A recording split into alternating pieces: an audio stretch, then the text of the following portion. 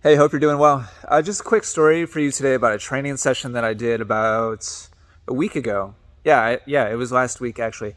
I was working on my backhand here on the Essential Tennis courts. I was hitting with the ball machine on the other side, and for the first time since working on my new topspin backhand began almost a year ago, I think about 10 or 11 months ago, I fell into a rhythm, kind of a groove where it just kind of felt totally natural, totally smooth. My rhythm, my timing was fantastic. I just basically felt like I was in the zone with the new swing. I wasn't having to think about it. I wasn't having to manage it or like remind myself of anything. I had a particular target in mind, cross court, and I just kept hitting them. I was taking maybe 2 or 3 steps back and forth and just hitting the same target again and again and again. And it was fantastic. And I made sure, I kind of sensed it and felt it happening, and I made sure to just really kind of enjoy it because I knew it probably wouldn't last very long. And sure enough, when I stopped and I took a break for a minute or two, got some water, came back, I lost that feeling and it just kind of totally disappeared. In fact, I kind of started shanking balls, totally lost my feel for it. So here's what I did to get my feel back again.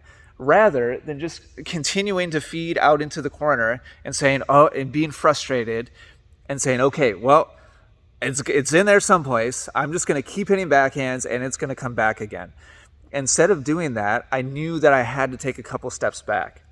And this is the big kind of message or lesson that I want to get across today. So what I did was I started going through a sequence. Instead of just hitting start on the ball machine remote and just hitting hundreds more backhands, I went through 2 or 3, before hitting a backhand, I would go through 2 or 3 shadow swings, reminding myself the correct swing path and mechanics, the same things I've been doing the last 10 months. Then I would drop and hit a ball, just drop to myself and hit a backhand. Again, just reinforcing, reminding myself of the feeling that I wanted. Then I would hit start on the ball machine and hit my first backhand in the next sequence from a stationary position. So previously I was going back and forth from the middle out to the corner, back to the middle, out to the corner when I was in that great groove. When I lost my groove, I gave myself support by injecting those 3 comforts. I don't know what the right word is. Catalysts. Yeah, that's a good word.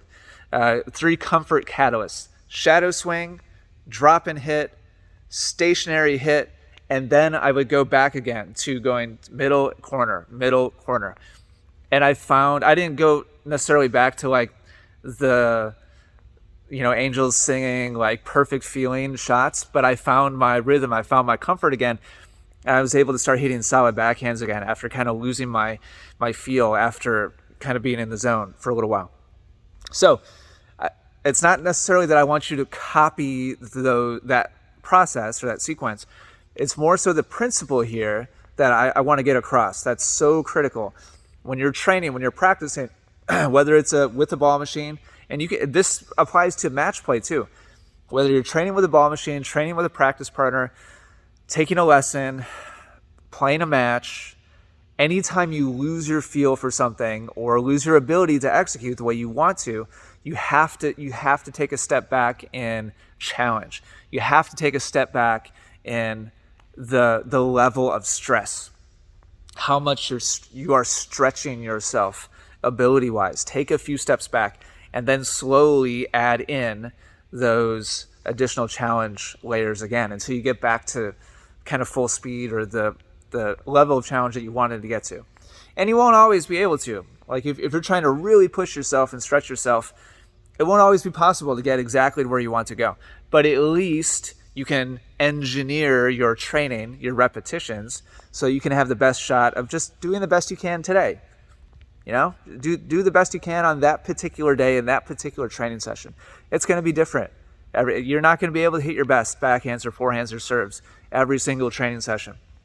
But at least you can engineer and modify the environment to hit your best for that day.